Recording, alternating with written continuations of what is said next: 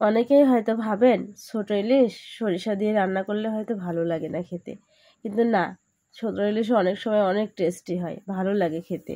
সরিষার তেল দিয়েছি কড়াইয়ের উপর, তারপর দিয়ে দিলাম পেঁয়াজ কুচি। কেন জানি অনেক জালটা জ্বলে যাওয়ার পর আমার কড়াইটা এরকম কালো হয়ে পড়ে গেল, বুঝতে পারলাম না। তারপর পেঁয়াজ কুচিগুলো দিয়ে একটু নাড়িয়ে নিলাম।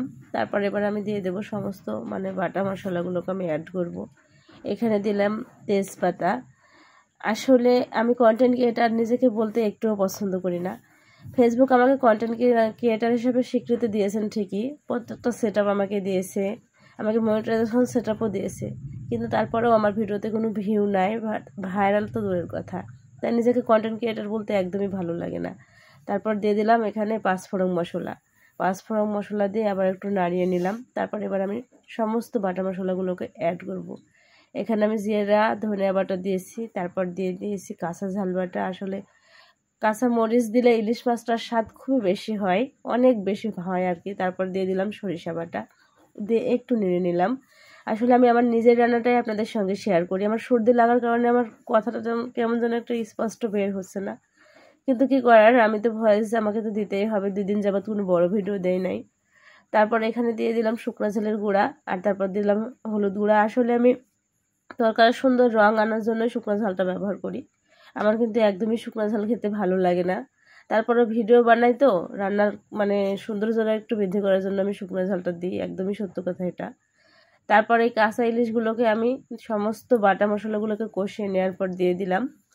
আসলে ইলিশ মাছ সব রকমভাবে রান্না করলেই ভালো লাগে, হাতে মাখিয়ে রান্না করলেও একরকম টেস্ট আসে, ভেজে রান্না করলে আর এক রকম টেস্ট আসে, আর এভাবে কষিয়ে রান্না করলে অনেক ভালো লাগে। আমি সরিষা দিয়ে এভাবে ইলিশ রান্না করি, এটাকেই আমি সরিষা ইলিশ বলি। আসলে আমার রেসিপি আমার কাছেই সেরা, আর এভাবে রান্না করে যখন আমার পরিবারের সকলকে খাওয়াই সবাই অনেক পছন্দ করে। এটাই আমার সরিষা ইলিশ, আর সেটাই আপনাদের সঙ্গে আমি শেয়ার করি। আসসালামু আলাইকুম everyone, welcome back to my channel. আসলে আমি শিউলি আক্তার শিমু, মানে সহজ রেসিপি, প্রতিদিনের মতো চলে আসলাম আপনাদের মাঝে। তারপরে তো মাছগুলোকে অনেক ভালো করে কষিয়ে নেব। মাছগুলো অনেক নরম, তারপরেও কিন্তু কিছুটা পানি দিয়েছিলাম। তারপর আস্তে আস্তে জাল দিয়ে তারপর ভালো মতো কষিয়ে নিলাম, নিয়ে পরিমাণ মতো ঝোল দিয়ে দিলাম। কিছুক্ষণ জাল দিয়ে নিয়েই নামিয়ে নেব। ইলিশ মাছ আসলে খুব বেশি সময় লাগে না রান্না করতে।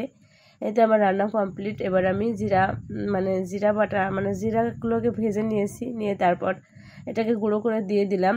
এই গন্ধটা ইলিশ মাছের সঙ্গে এত ভালো আসে, অনেকেই বলবেন এত ছোটো মাছকে আবার ইলিশ মাছ বলছে। আসলে এটাই গরিবের ইলিশ, এটাই মধ্যবিত্তর ইলিশ, কিছুই করার নেই। সবসময় আসলে বড় ইলিশ কিনে খাওয়ার সামর্থ্য সবার মন চাইলেও সম্ভব না।